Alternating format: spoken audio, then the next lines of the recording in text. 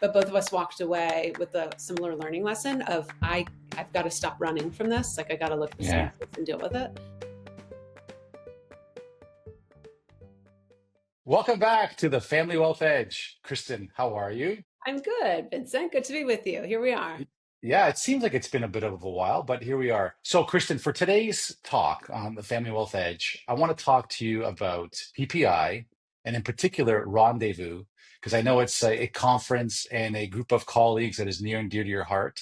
So, I'd love for you to share your experience with PPI and, more importantly, the work that you've been doing with that organization, in particular, Rendezvous, all the different things that you're bringing to the marketplace.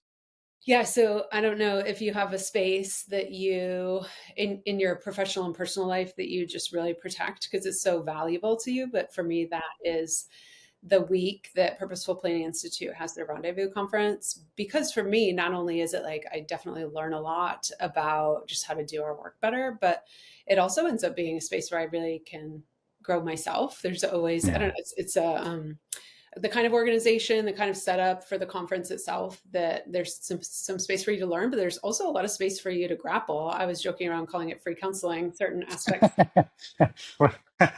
Free is good. Yeah. I definitely walked away with some takeaways in terms of my own personal development. We can get into later maybe, but it's both, right? And I feel like because of the work that we do, it's so focused around helping others grow and develop. It's absolutely essential that we have this space where we practice Yeah. our own And, medicine. and quietly and loudly, I'm envious and a little upset at myself because you and I have been talking about Rendezvous for 7 years. So my commitment, I'll put it out there, is next year, 100%, I will be at Rendezvous 2026. And I Nice. think what you said about free counseling, there's so many smart, lovely, thoughtful people that attend Rendezvous. So why wouldn't you take advantage of it? Totally. Yeah, Well, the thing is, I'm just telling you, when you go there next year, and I'm 100% holding you to that I'm commitment. there. No, when you go there, so many people are going to be like, "You're Vincent." Well, first of all, you know Yeah. a lot of the people that'll be there, but everyone you haven't met, I mean, I've been over there talking about you, and many other people as well. So I feel like it will Yeah. weirdly feel like your first time in a homecoming when you're with everyone. But I mean, Good. for me, this experience was just kind of typical of how it normally is from the standpoint of so much inspiration coming from people, the authors that you're reading and learning from, they're on the stage, they're sitting next to you in a breakout, and you're able to build relationship with them, which was Mm. is so incredible to be able to do that. But at this particular rendezvous, it was really cool because I felt like I had kind of bookend experiences of the wide range of mentor that you have there as well. Yeah. So, in the opening session, the opening plenary, we had John A. Warnick, who's the founder of Purposeful Planning Institute. And so, he's opening us up with, the starfish metaphor of like the little kid that's on a beach littered with starfish and he's trying to whip them back into the sea so that they don't die. And so, the adult comes and says, like, you're never going to be able to do this.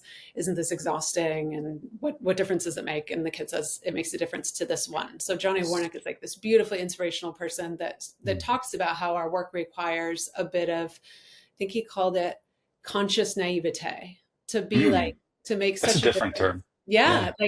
like to not be stupid in your positivity and being so naive that you think that you can change the world. But I feel like the people who do our work really believe and are trying to change the world, and myself Yeah. included, and I know you as well. So Yeah. that was a beautiful way to start. And then that was bookended with Jim Grubman on a fellows panel alongside of some of the other fellows, and they were all amazing, who were talking about well-being. And one of the things that Jim Grumman highlighted, which is also inspirational, but kind of at the other side of the continuum from John A's remarks about how our field really could use some more rigor. And he offered some Mm. education about the placebo effect.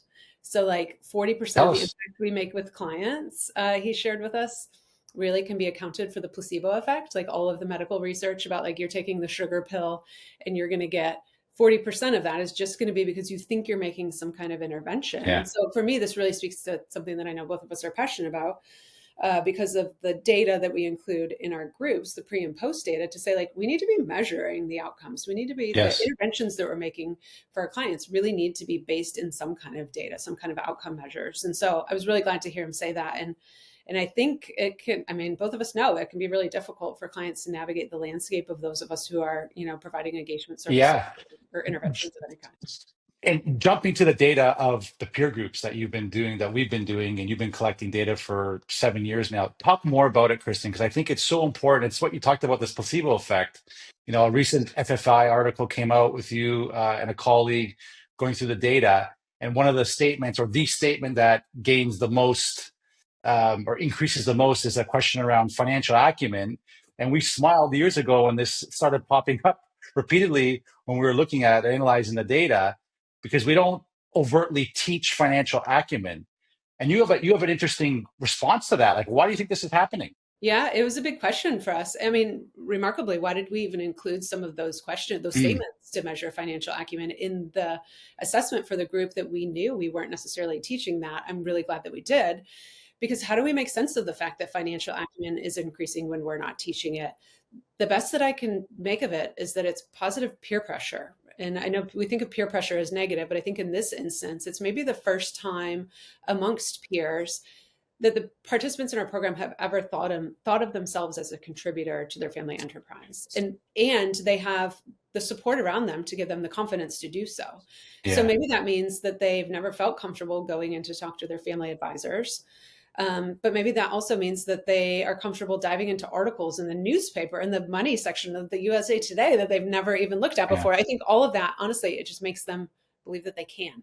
Well, Yeah, it's the judgment-free zone, I think too, right? They can just be unabashed, they can just be themselves, ask the silly questions and lean into that uncomfortableness that, as weird as it is, shows up remarkably strong in families, right? Like with our own parents, I'm like, I can't ask mom or dad that question because of this feeling of embarrassment. But then in the peer group, similarly, like Rendezvous, like as an advisor to these families, it's that positive peer pressure. And again, I apologize to everybody for not attending for all these years. You're in a room of people that you can be you. We all have a similar mission. Similarly, in the peer groups, we're all here to learn together and be together. And it just allows you to grow and change and be uncomfortable with, or be comfortable with being uncomfortable in a room that people actually care. And I think, in my experience working with you these years with the peer groups, it is unbelievable to see strangers within a matter of hours come together and and fight for one another to be better. And I think you're seeing that. You've talked about Rendezvous for years and years and years, and it's the same thing.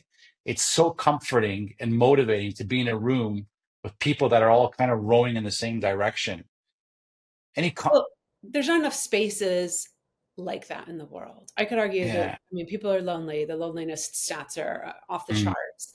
The social spaces that we find ourselves in tend to not be authentic. Certainly if I can include, the spaces of social media. And so to have a really authentic, safe space where you can grow, grapple with some of your challenges and failures and weaknesses and find ways to improve amidst other people who are doing the same, that's a really hard to find and beautiful space. And so I think you're right in saying there is something similar about Purposeful Planning Institute's rendezvous environment for practitioners to come and have yeah. that space as what we're trying to create in the peer group communities for them as well. And weirdly, we're all working on developing well-being, growing ourselves. It's kind of the same work that we're doing, just different application.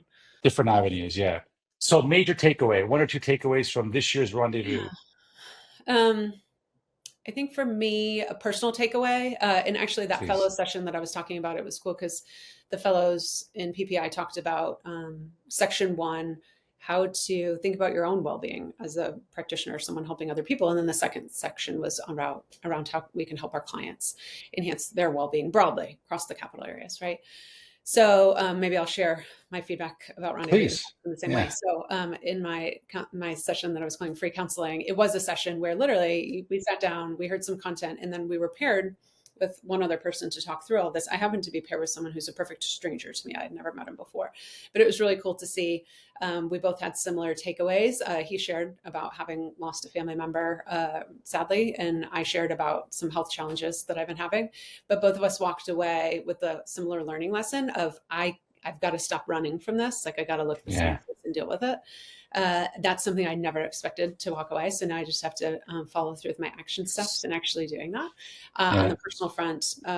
On the client front, gosh, I had so many takeaways. I think I had some specific takeaways related to married ins. There was a great breakout session with Lindsay Hardy and Nathan Dungan. Lindsay Hardy from Sierra Legacy and Nathan Dungan from Share Safe Spend. And they had a great breakout session on married ins and helping to build empathy for the experience of those who are marrying Yeah. into successful families, and in how we can help them to integrate well into our client families, and just really building empathy for sometimes there's a bias with amongst advisors, amongst family members. And a funny thing that they had us do was all wear a name tag that said gold digger. So we were like really embodying the fears that everyone has about how they're being seen It, as married in. yeah, So yeah. this And was a oftentimes the married ins, it seems to be a topic coming up a lot too, even with my conversations with some clients and other families. It's a big deal. And oftentimes there's gems there too, right? And it's funny how it's funny how the wealthy inheritor gets stereotyped, this wealthism that we talk about in the peer groups, and then all of a sudden now you have somebody that's not from that social hierarchy, for example, and but then they get tagged with their own stereotype. And it's interesting how all these dynamics come into play as the family tries to navigate this complex world of family enterprise. Yeah, I was speaking with Tori Holly this morning, so I think apparently we'll be talking more about prenums and postnums, or as a dear friend Cindy says, marriage agreements, which is much softer. that is much. So, Let's do it. Kristen, thank you. Another the Family Wealth Edge episode. This week we talked about PPI and Rendezvous. See you Thanks. soon. We'll see you there next year, Vincent. Absolutely.